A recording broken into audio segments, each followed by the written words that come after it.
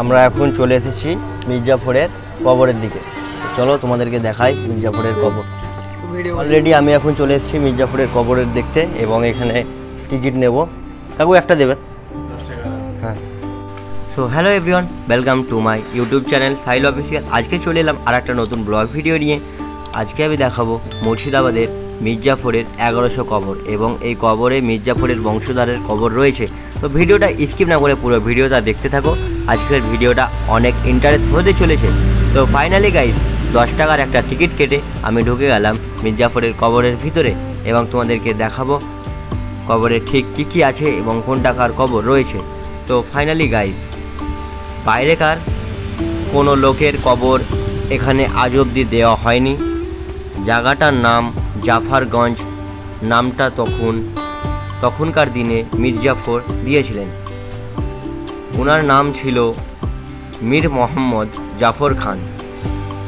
ওনার নামে জায়গাটিকে ডেকে জাফর খান নামে করা হয়। এখানে কবর রয়েছে মোট 1100 কবর, পুরো মির্জাফরের বংশধরের কবর।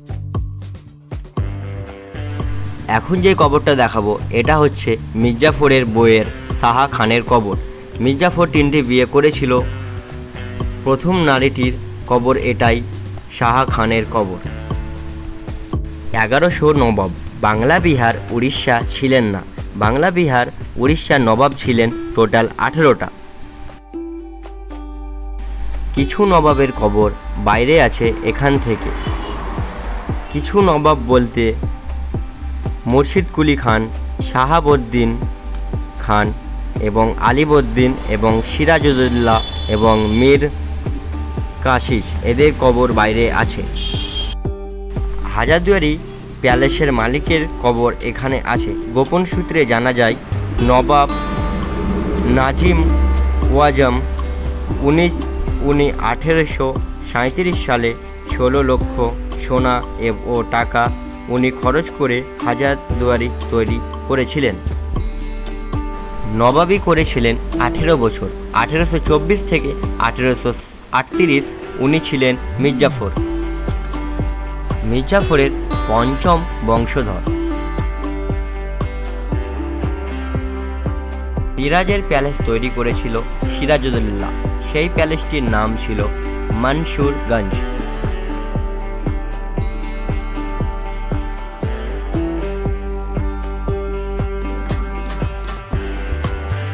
সিরাজের আসল নাম ছিল মনসুর আলী খান। সিরাজের প্রাসাদ ছিল নদীর ওপাশে। সেই নদীটির নাম ছিল হিরাজিল।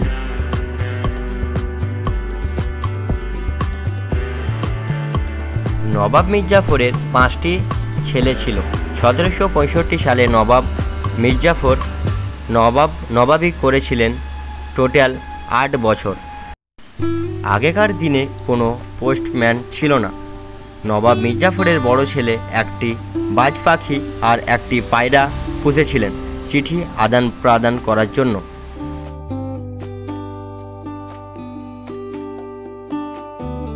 তোমরা যারা মির্জাফরের 1100টি কবর দেখতে আসবে, এখানে আছে সেই বাজ পাখি এবং সেই পায়রাটির কবর।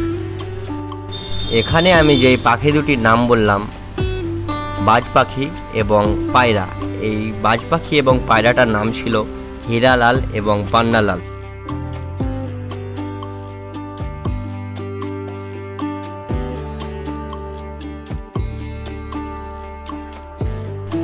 এগারোশো কবর বলা হয়, কিন্তু 1100 কবরের থেকে বেশি কবর এখানে আছে।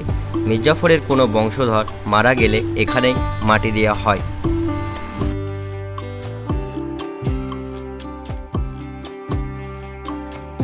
মির্জাফরের বংশধর এখনও বর্তমানে বেঁচে আছে। বর্তমানে এরা এখানে থাকেন না। বর্তমানে মির্জাফরের বংশধররা থাকেন কলকাতায়।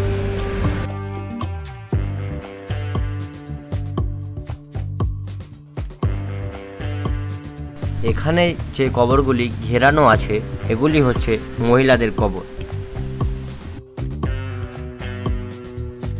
এখানে বছরে একটি উৎসব হয়, তাকে বলা হয় শবে বরাত।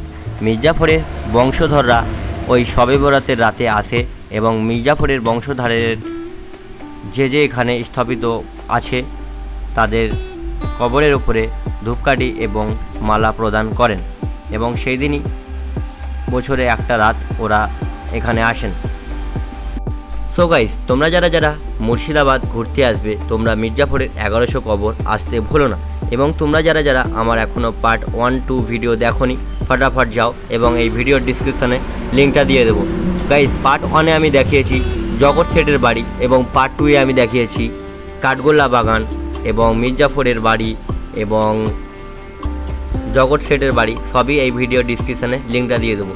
তো গাইস, একদিনে আমার মতো হাজারদুয়ারি এসে পুরো জিনিস টপিক কভার করতে পারবে কে আমাকে কমেন্ট সেকশানে অবশ্যই জানাও। গাইস, আমি একদিনে হাজারদুয়ারি এসে পুরো যতগুলো এখানে টপিক ছিল 7-8টা একদিনে আমি কভার করেছি গাইস, অনেক মেহনত করে।